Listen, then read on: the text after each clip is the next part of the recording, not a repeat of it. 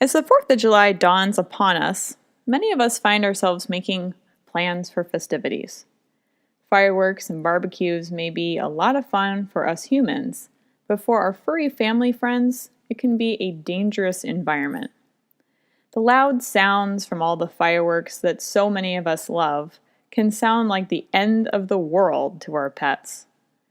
Whether you are traveling to see family, celebrating at an event, or putting on your own house party, it's important to make a plan for your pet. In this podcast, I'll be going over some tips to make sure your pet stays safe this 4th of July. Fireworks are perhaps the most traditional part of any 4th of July celebration. These sporadic and loud sounds are often accompanied by smoke and the sounds of people cheering on the light show.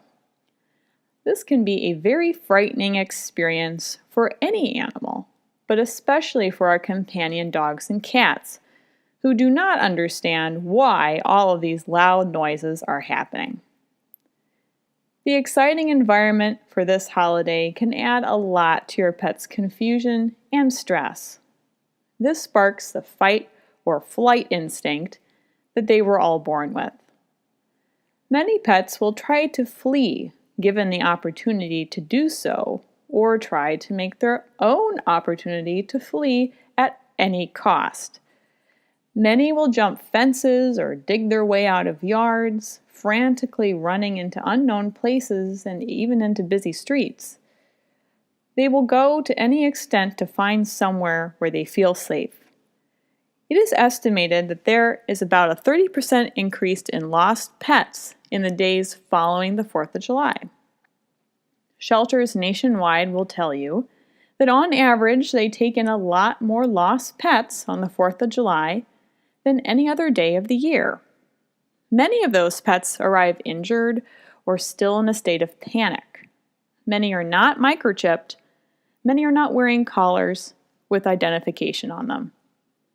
How can we prevent this? Though bringing Fido or Fluffy along to see a fireworks display may seem like a good idea, it is neither safe nor smart. The American Veterinary Medical Association suggests that the best thing you can do for your pet during this holiday is to leave them indoors in a safe place.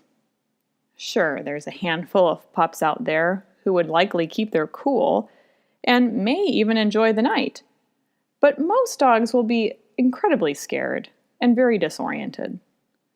It is best to leave them at home, enclosed in a room or in a crate with their favorite toy, a blanket, and a good treat like a stuffed Kong to help keep their mind busy.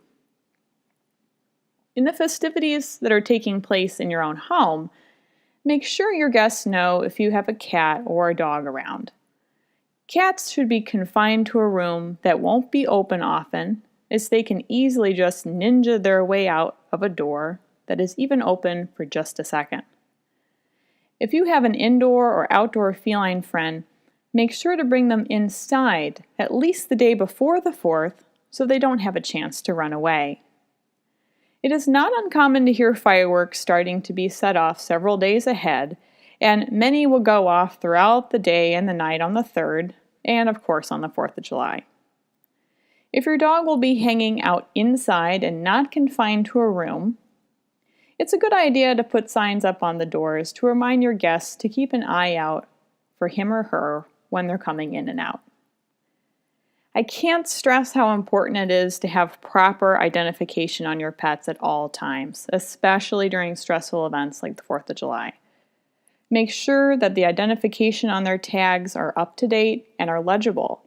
Get your pets microchipped and periodically check to see that all of your information is still up to date. This goes for dogs as well as cats. Even indoor cats who never go outside should be microchipped and should wear a breakaway collar with an ID. In the event that they were to get out, identification and a chip are by far the best way to ensure that you and your pet are reunited. If you know already your pet is going to get extremely anxious, there are many options that may help comfort them. Proper exercise to help tire them out before the fireworks show it can go a long way in limiting how stressful they will be.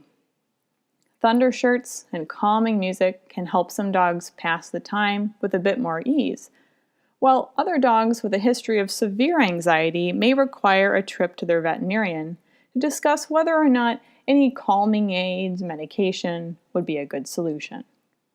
And let's not forget about the daytime celebrations. There's nothing quite like a good cookout for any summer holiday.